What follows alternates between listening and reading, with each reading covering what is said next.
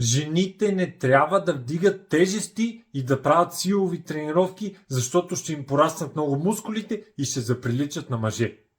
Това е една от най-големите лъжи и най-големите измишльотини, които не само повечето жени вярват, но и голяма част от мъже. А реалността е точно обратното. Жените, които вдигат тежести и правят силови тренировки и вдигат тежко, са по принцип най-добре изглеждащите и са най-финни, най-елегантни и в най-стегната форма и нямат кой знае колко излишни мазнини.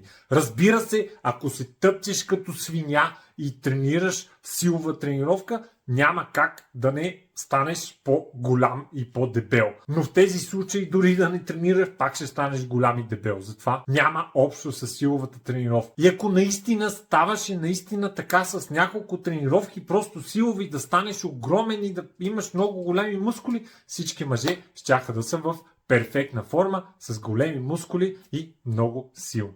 Не става така. Силовите тренировки при жените значително допринасят за това те да изглеждат много по-финни и елегантни, много по-стегнати и в много по-добра форма. Затова не се страхувай от тях, а даже ги почни колкото можеш по-рано.